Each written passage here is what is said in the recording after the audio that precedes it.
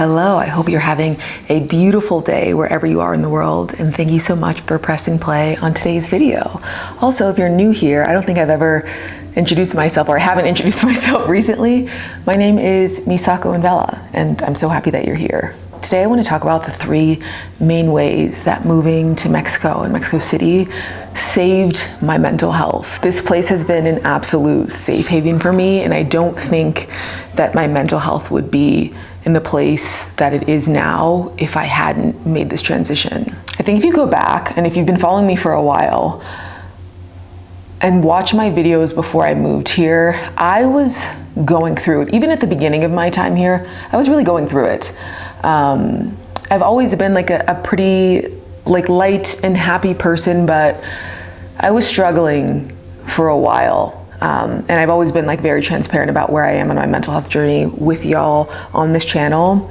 And I think even in the times where I tried to power through it, you could see that things were tough, and I'm so happy to be where I am now, and I know that I have this place to thank for that. The first way that Mexico saved my mental health is that it connected me with a lot of people who are very deep in their healing and spiritual work. I'm very about my healing, especially in this chapter of my life, and being surrounded by so many people who are about that life as well and take it very seriously inspired me to take it seriously. I've struggled and still struggle with at times a lot of negative self-talk and ruminating thoughts, and I learned recently that meditation is a great way to work through those challenges and kind of stop that way of thinking in its tracks. I learned this in Alexis Fernandez's Do You Effing Mind podcast, I believe is episode 250, and she talks about how meditation is one of the best ways to enhance connectivity between your prefrontal cortex and your amygdala, which is the emotional center, and the logic centers. And the more connectivity you have between those brain regions, the easier it becomes to overcome negative thoughts and emotions. And so I looked deeper into this and found many studies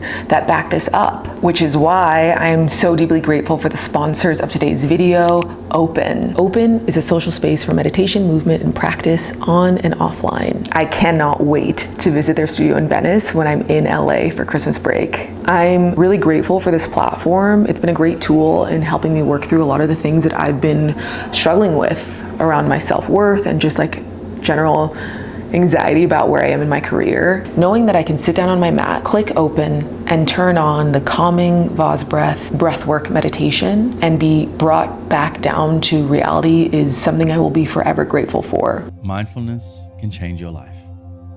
Every aspect of it, from your health to your intimate relationships to the way you view yourself and those around you. Like mental transformation I experienced before I take an open class and after is just mind-blowing. The chaos and just the spiraling thoughts that are kind of swirling around before I take class versus after, when I'm just kind of calm and level-headed and those voices have just been silenced.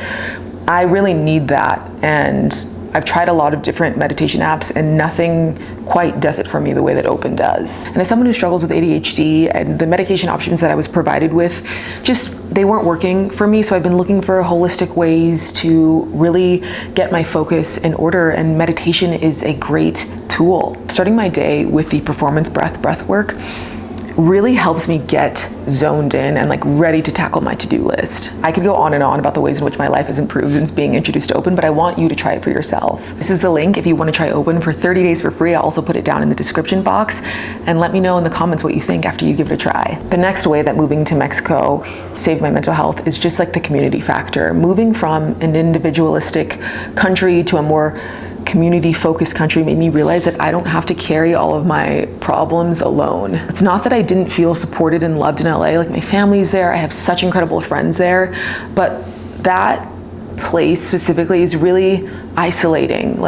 You're not walking and constantly running into friends. It takes a lot of planning and coordinating to just meet up with someone once a week or every couple of weeks, and you're so focused on just the grind that you spend, at least I spent a lot of time on my own. And the moments that I did connect with friends, I didn't feel like it was the appropriate time and space to talk about what I was going through, and maybe that was my own, I misread that, but I just I don't know, I don't feel that way here because I am constantly seeing people. People are constantly checking up on me.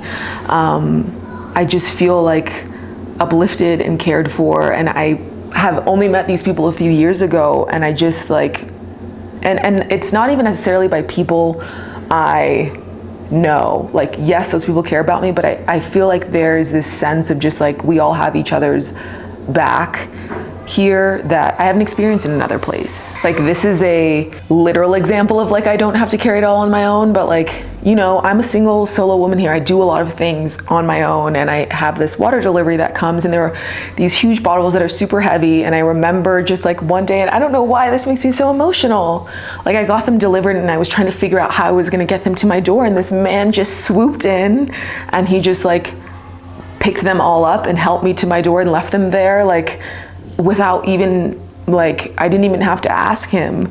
And experiencing that when you're just used to doing it all by yourself is a really nice feeling. And I've had many experiences like that here from men and women. I'm not alone. I'm not alone. Even when I feel like it, I'm not. And the third way that Mexico has saved my mental health is moving here made me realize I'm so much more than what I do for a living. I love that it's not even a question that comes up when you're meeting new people. Like, it's not always about work and what other people can do for you, which is what I feel in a lot of major cities in the US, because that's just how we've been raised. But here, I think the fact that like people aren't so focused on that made me realize I shouldn't be so focused on that. And like, yes, there are things I want to accomplish and I am proud of the work that I do, but like, I am not my job.